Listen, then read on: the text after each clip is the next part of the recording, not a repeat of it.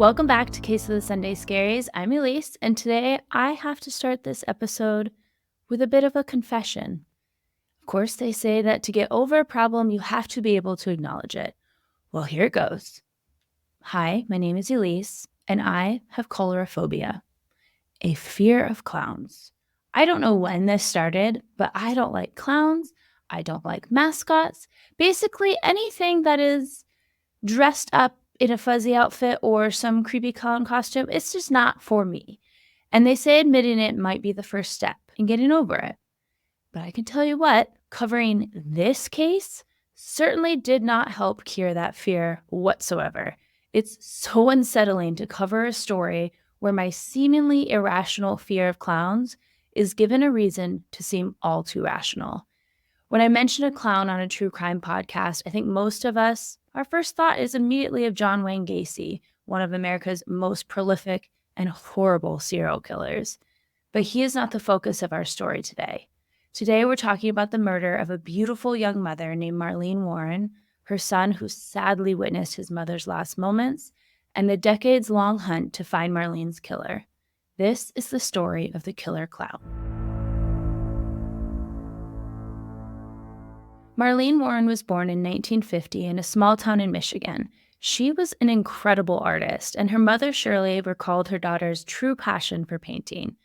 Now, call it a weird twist of fate or perhaps a dark premonition of what was to come, but Marlene often painted clowns, and this particular sad-faced clown was painted by Marlene when she was just a teenager. Marlene and her mother shared a love for clowns, which I cannot relate to, but Shirley, Marlene's mother, also had a room full of clown art and figurines in their home. And no offense, Shirley, I would be so freaked out to spend the night in that room. Can you imagine falling asleep and waking up in the middle of the night to see all these clown faces staring back at you? Whew, no, ma'am, that is not for me. I'd be hightailing it out of that house real quick. Marlene married very young and went on to have two sons, John and Joseph. As many young marriages do, they grew apart, and their marriage came to an end quite quickly when Marlene was just 20 years old. 2 years later, in 1972, Marlene met and married a man named Michael Warren, who became the stepdad to her two young boys. The family relocated to Wellington, Florida, an affluent suburban area where the couple operated a car rental company. On September 26, 1988, when Marlene's oldest son, John, was just 22 years old, he failed to stop at an intersection and collided with another vehicle and sadly passed away at the scene. Grief of a child is... Well, I'm not a parent, but I have definitely heard and seen that a parent's grief for losing a child is something else.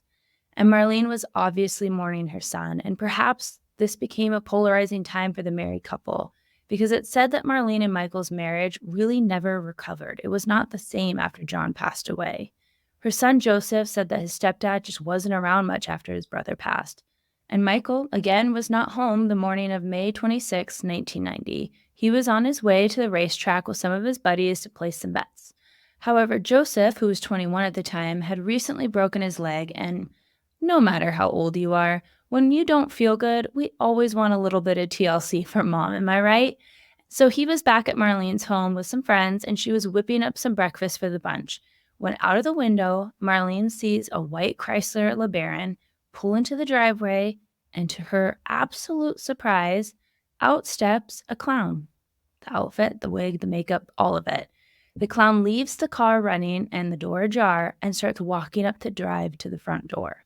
If it's not Halloween, I sure as heck am not answering the door for anyone in a costume, much less a clown costume. I am dropping to the ground, pretending I'm not home, doing the dinosaur thing, like if I don't move, they can't see me, I can't see them thing, and calling 911 on the nearest phone. But context matters.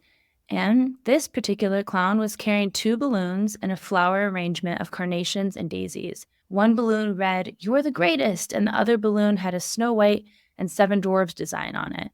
Perhaps an odd choice for a gift, but her son had just broken his leg. Maybe this is one of his friends or a courier service of some sort delivering a gift to cheer him up.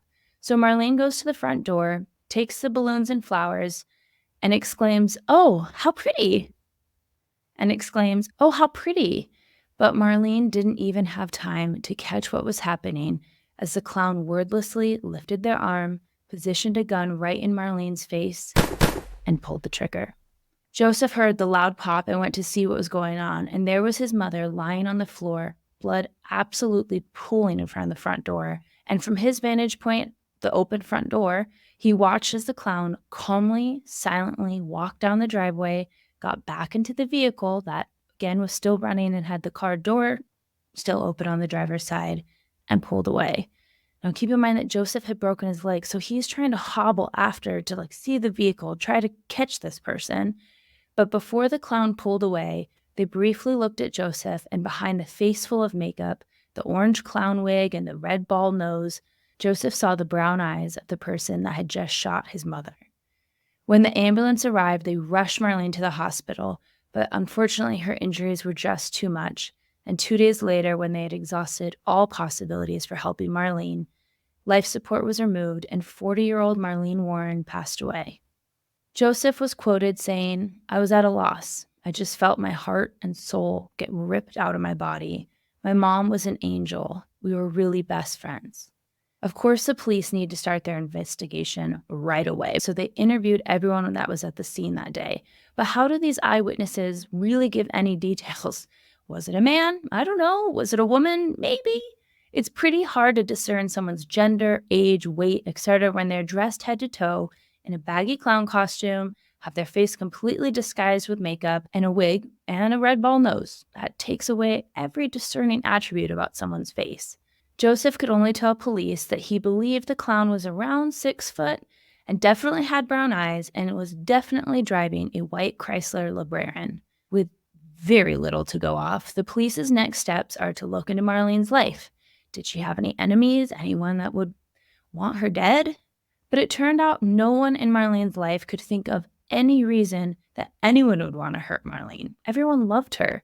So it was time to dive into her inner circle. Sadly, most of the time, roughly 2 out of 5 female murder victims are killed by an intimate partner. So obviously, who are police going to be talking to first? Michael. The police start interviewing employees from their businesses. Yes, I said businesses because at this point in their marriage, Marlene and her husband Michael had multiple businesses. They had that car rental place that they had first opened together. They had a secondhand auto dealership and multiple apartment buildings that they rented out. And some of these employees were real quick to tell police that Michael had been stepping out on Marlene. Apparently, Michael had been shacking up with a woman named Sheila. She worked for Michael at their auto business. Miss Sheila was a lady you never want to see in your driveway because she was responsible for repossessing vehicles when people couldn't make their payments.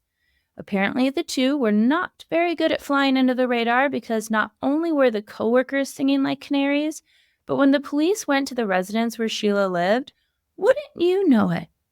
Every neighbor thought that Michael and Sheila were married because he was there so often. But when police sat Michael down and when police sat Sheila down and asked them about their relationship, no, we're just friends that see each other every day, hang out all the time, work together, and, I'm a little younger than him. This isn't stereotypical. No, nothing's going on. We are just friends. No one believed them. But who would have the most to gain from Marlene's death? Again, the answer is Michael. A popular phrase that often comes up when people discuss spouses that kill each other is, "Haven't you heard of divorce?" But what that phrase doesn't take into consideration is the main motives for murder: lust, financial greed, or the pursuit of power. And I don't know if Marlene had a life insurance plan, but I do know that it was her name on most of the properties that they owned. If they'd gotten divorced, Marlene would be entitled to half of everything they built together as a couple. And with her name being on the property deeds, maybe she would get even more. When Marlene passed away, 100% of their assets went straight to Michael. Marlene was a smart cookie, and she suspected Michael was having an affair, and it made her very nervous because she knew that many of the properties were in her name, and so she worried if she is worth more dead to Michael than alive.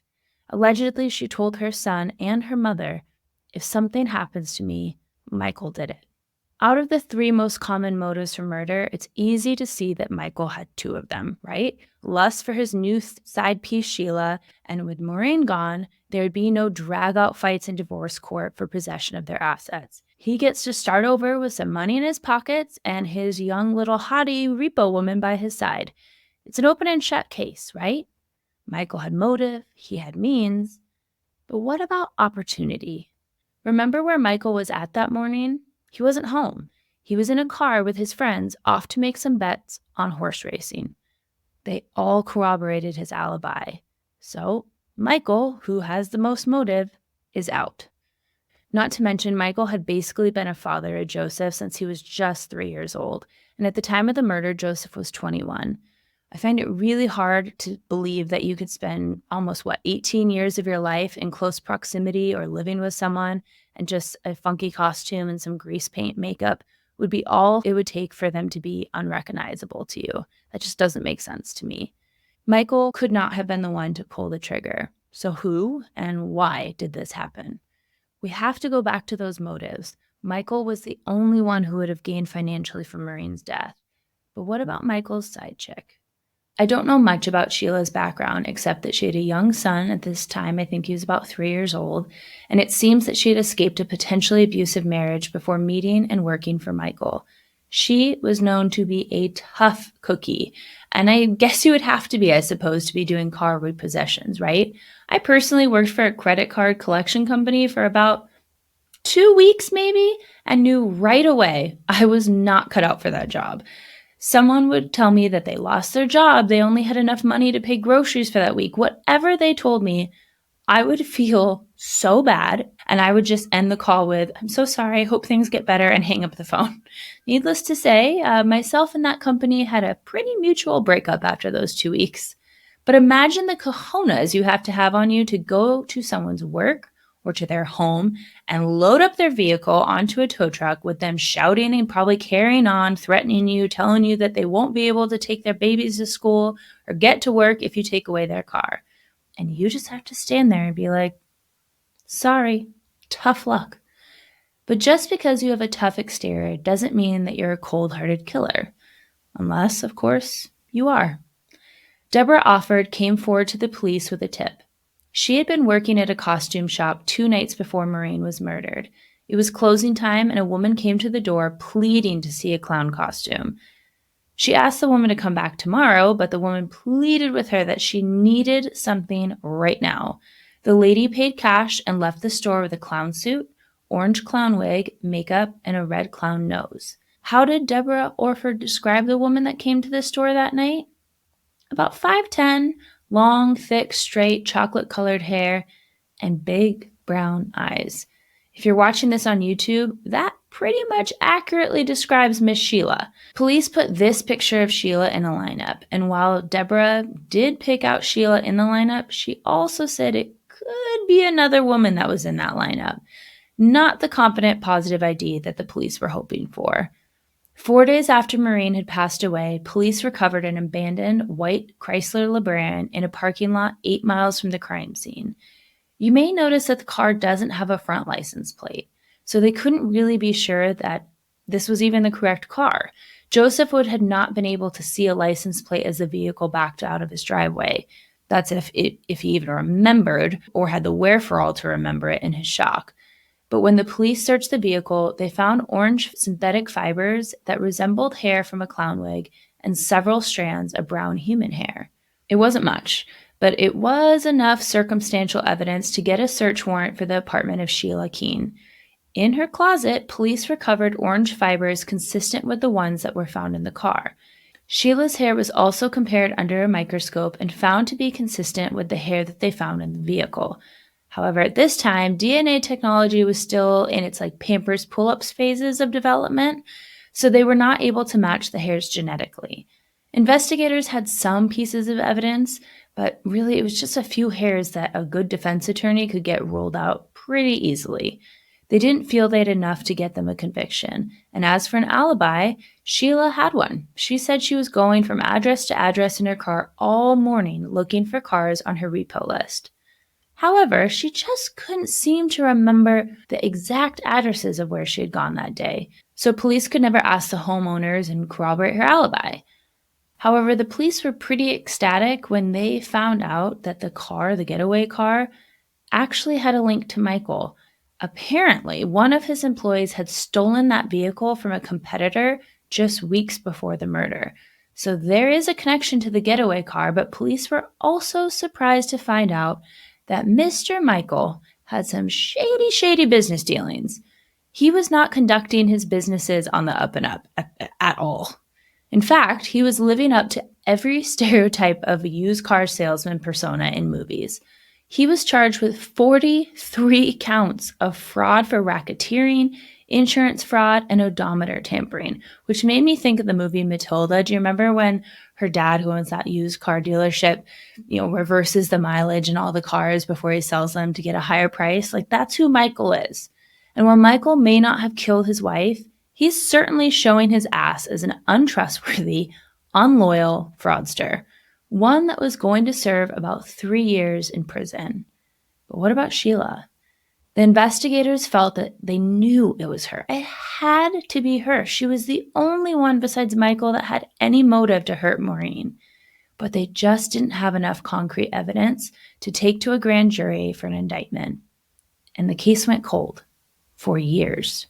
For 27 years, to be exact. It seemed that the clown had gotten away with murder, but DNA evidence had come a long way in that 27 years, and a cold case unit finally retested the hairs in evidence, and surprise, surprise, the hairs in the getaway vehicle were a perfect DNA match to Sheila Keene, and 27 years later, they had enough to finally get an arrest warrant for Sheila. But can you imagine the detective's surprise when they go to get, they're arresting Sheila. Finally, we're getting our girl. They pull up at her current address in Tennessee, and who do they see? None other than Mr. Michael Keene himself. Because apparently when Michael got out of prison, the two picked up their little romance right where they left off. And remember, they swore up and down they were not romantically involved during the time before or during Maureen's murder. But what do you know? Those two had actually gotten married in 2002 and moved to Tennessee to start a new life together. Maybe like they always planned. Allegedly. Michael and Sheila, or should I say Debbie, because not suspiciously at all, Sheila had colored her hair platinum blonde and introduced herself as Debbie as soon as they moved to Tennessee. And the two of them started up a little burger joint called Purple Cow. Strange name. Employees at that restaurant had something really quite interesting to say about their tough, even mildly aggressive at times boss, Sheila, Debbie, whatever you want to call her. They were telling police that there was rumors that their boss had killed her husband's previous wife, but no one could pinpoint how or when the rumor really got started. One of the employees even turned in a picture of Sheila dressed up as a clown for their work Halloween party. And knowing what we know now, this picture is horrifying. Sheila, now Sheila Keene-Warren, was finally arrested on September 26, 2017. But the hands of justice moved very, very slow because she would not go to trial right away. There was tons of delays and rescheduling, and then COVID happened.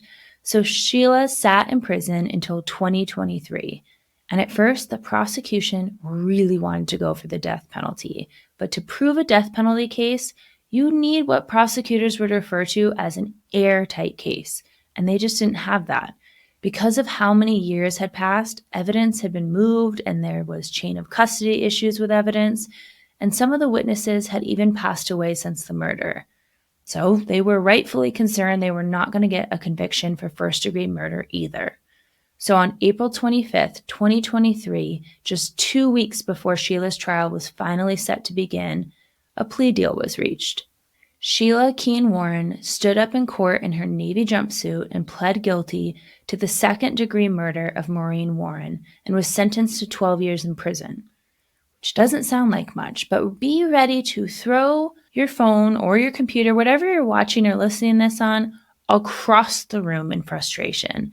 Because Sheila's 12 years started at the time of her arrest because she had spent all that time in jail. So from the time she was arrested to the time that she made that plea, it all counted as credit towards her sentence. So Miss Sheila Keene-Warren will be released from prison sometime next year.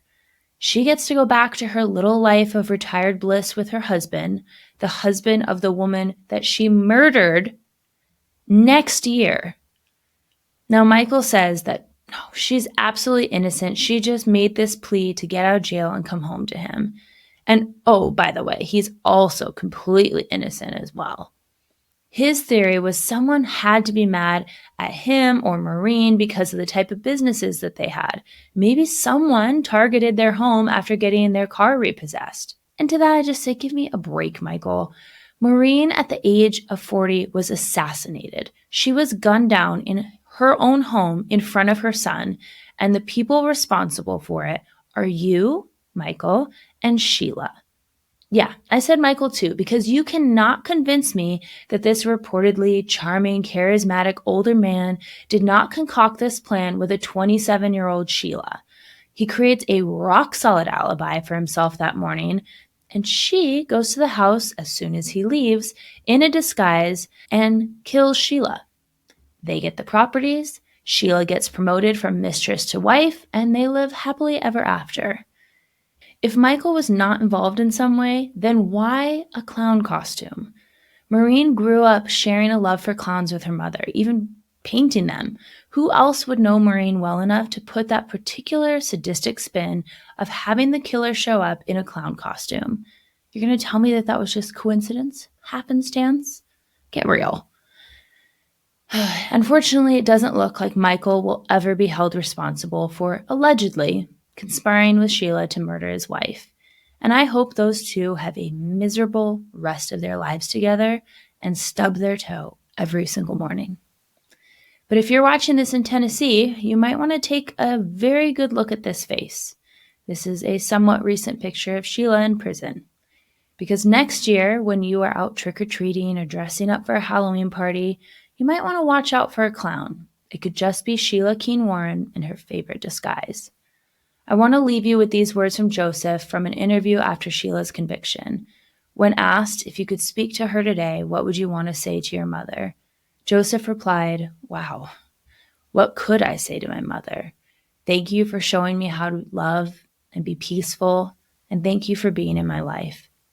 Marlene Warren was a loving mother and friend who was taken from this world way too early by a person or persons who put their own desires over the life of another.